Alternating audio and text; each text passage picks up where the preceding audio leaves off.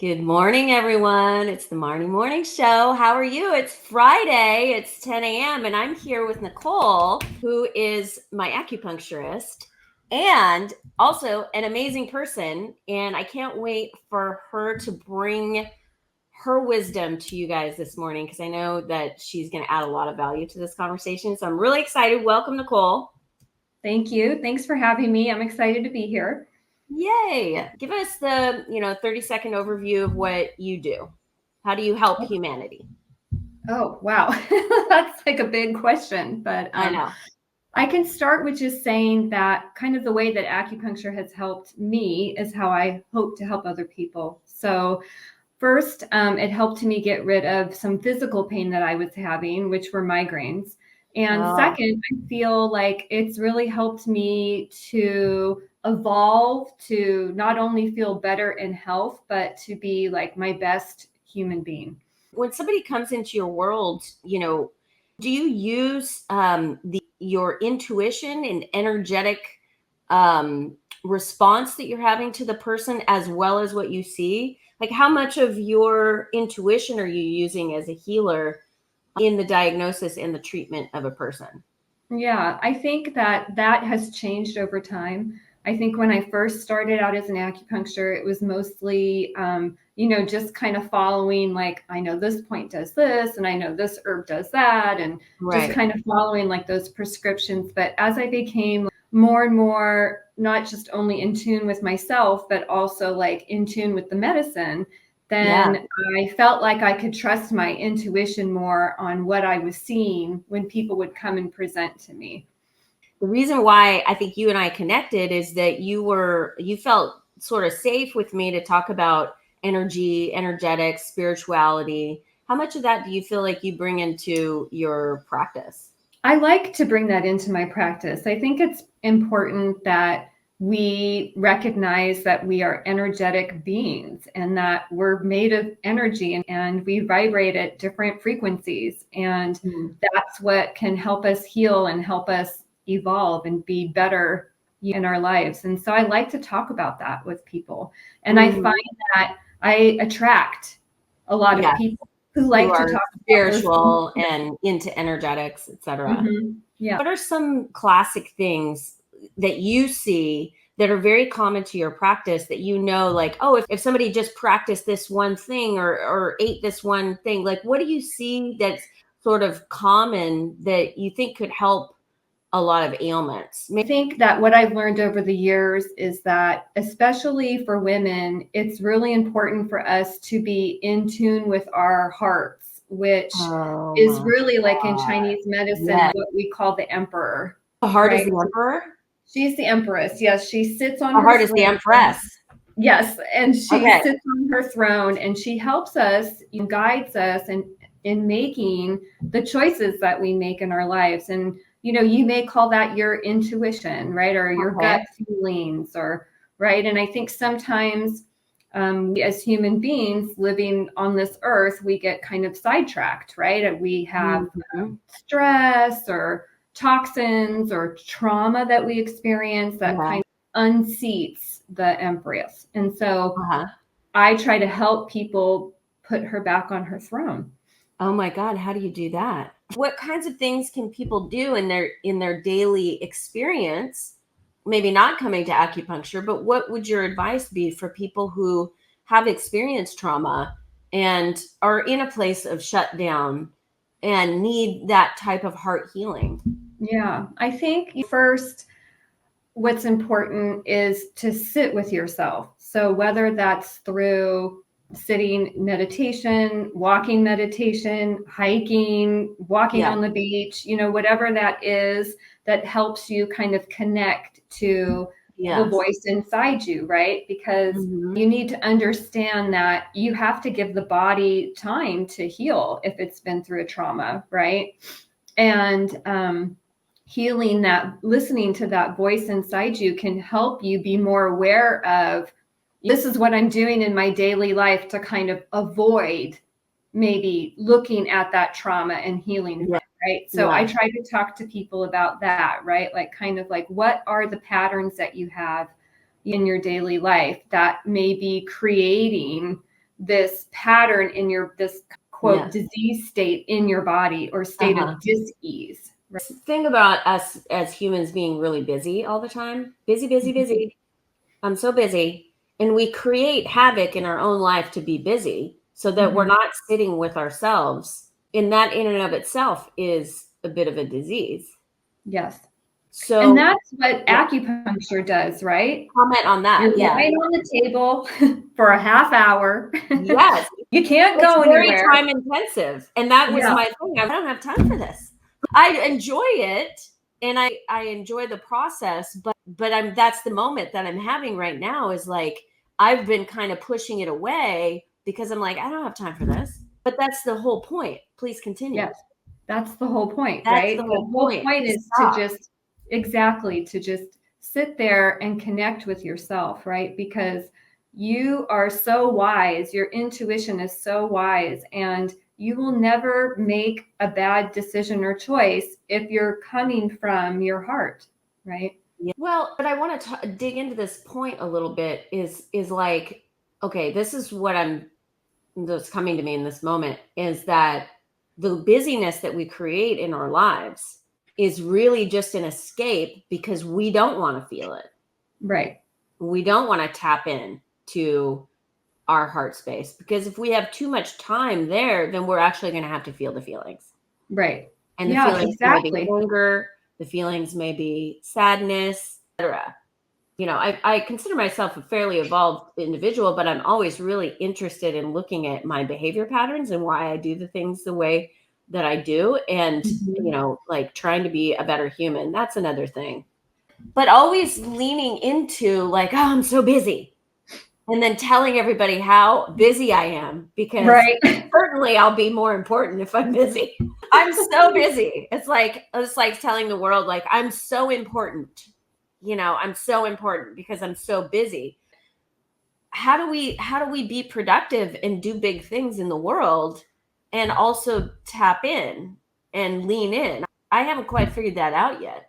What do you think? I think that's part of what we're here for, right? I think we're all trying to figure this out, right? And, you know, I think just starting with having 5 or 10 minutes during your day, every day that you do something to sit with yourself, right? And some people kind of roll their eyes at meditation, but I find it very useful for me, but maybe it's going outside and going for a walk, or maybe it's being in your garden, or, I think as women, we do think that busier is better and I can do everything. Because now I'm worthy. Go. Exactly. Right. But I do see that commonly with my patients, like what you're speaking to is the busier I am, the more issues.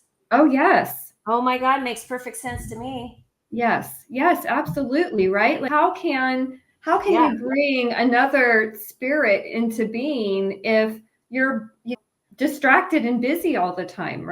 Right. So. Oh my God. Well, I struggled with infertility and I was not married now, but we went through several rounds of IVF. We did insemination I got pregnant twice, I think, but never carried a full term, don't have any children. And it was also in this state of constant busyness. And I think for me, it's trying to prove that I'm actually worthy. Right. And I think I'm worthy of love. I'm worthy of, and that's where the busyness comes from. Yes. And Marne, I think that's for a lot of women. I see that as a very, common pattern through many of the women that I see, right? Is that for some reason we feel like we're not enough. Oh my God. Yes. It's the way we are. Well, we could have a whole conversation around this one, but society, media, telling patriarch telling us that we have to be a certain way and then having to behave like a man. If you run a business, you have to be manly or embody that masculine type of qualities and not the divine masculine. But it's very confusing to be a woman in this time period. And I love this conversation because we're really trying to break out of that mindset. And I think it's a pattern and a mindset. And you're just addressing it in a particular way. Right. You're addressing it through acupuncture. I address it through business coaching. I think that's part of, I didn't know this when I got into doing acupuncture, but I think that's part of why I'm an acupuncturist, right? This didn't become part of my life just by chance. I really feel like this was what I am meant to do here on earth. And through acupuncture, I can help empower women to be their best selves. Oh my God. Yes. I'm on board with that. Yeah. Yeah. For me, because I'm a person that does have these spiritual practices and I do lean into health and well-being, what would your advice be for me to be a fully embodied version of myself? Like, what is your advice? I think that I think what we need to pay attention to is what we bring to the table every day, how present we are every day, right? And I think that cycle starts over and over again, right? We always have like a new day to come to and express who we are. And I think that you're doing it, Marne. I think you're doing it. You're doing it just the way that you are. Yes. And I am doing it, but I still experience stress. Of course, we all do. And I still experience feelings of unworthiness. And I still experience not anger so much anymore, but it does come out occasionally.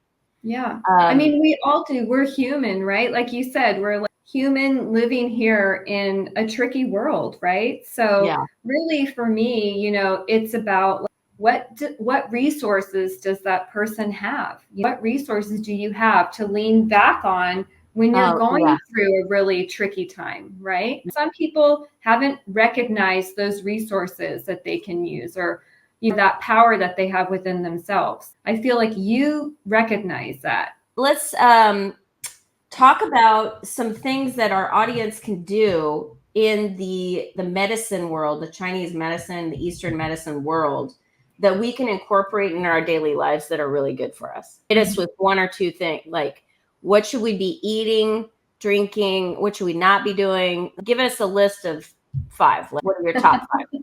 Give me your top 5. Okay, my top 5. Let's see. Well, I always suggest that we've discussed already that people spend some quiet time to themselves every day, right? Yeah. And then if we're talking about diet and nutrition, you should pay attention to what you're putting in your body and how your body feels after you've eaten it or drank it, right? Yeah. So it's being more mindful of not only what you're eating, but while you're eating, right? I see a lot of people still like eating in their cars, right? Eating in front of the TV, things like that. So be more mindful of setting aside some time for you to have a meal without distractions. So just a meal, just you and the food. You and the food. Be thankful for your food. Enjoy your food. Yes. Right? Okay.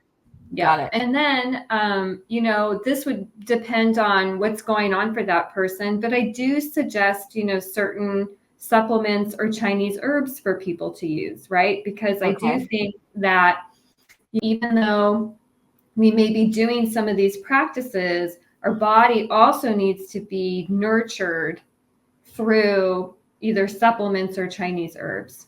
Okay. Right. And then I also think it's important to have gratitude practice. Right? Because I think we get so hung up on maybe what we don't have or what we wish we had or what we wish we would have done, or et cetera, that we just don't take the time to really fill our hearts with that joy that you get when you experience gratitude. Yeah. Those are great. I thought you were going to say no meat, no dairy, but it's all energetics. Like a lot of what you're saying is energetics. And also just being present is what you're saying. Just being present, right? Because we always think in Chinese medicine, it's about a balance, right? Yes. It's always about the balance between what we call your yin and your yang. So, I never try to say to people, don't eat any of this ever. Just pay attention to what's going on with you and what feels right. Yeah. Your body knows. Yeah. So amazing. All right. So how do people get a hold of you? I think we put it in the chat here, awakenedheartacupuncture.com. I'll also put it in the chat over here on Instagram. But tell us, like, what do you have for people that are not in Santa Barbara? How can you serve them? So I am actually licensed in California and Washington, and I can do herbal consults via telehealth. And if people are interested in that, I'd be happy to, offer your audience a 25% discount on my first office call. Yeah. So if people are interested in Chinese herbs, they're very powerful. And you can ship them and all that? Yeah. Okay. So what kinds of things are you resolving? I know for me, we're talking about getting rid of the dampness. So I'm trying to lose a little bit of weight, and also a thyroid thing. And I know you work on women's infertility. What about the male part of our audience? Do you work with men? Yes, so I definitely work with men. I do see a lot of men for pain, but I also see men for like incontinence issues or nocturia, so having to get up frequently at night, so like prostate issues. Oh, wow. Yeah. Okay. So got it. So if you guys are listening to this right now, which if you're here, you're listening to it, you should reach out to Nicole and see what kind of herbs might really benefit for you. Because I know since we've started working together, granted, I have been hiking quite a bit, but I have dropped a couple of pounds and I feel less puffy, like around the middle. I feel less like puffy. So the herbs do work. So I guess we'll say goodbye for now. You stay on, Nicole, and we'll have a nice little chat. But we just wanted to thank everybody for coming today. We're sending you lots of love, lots of joy, lots of luck, peace, and prosperity. And we'll see you next Friday. Bye.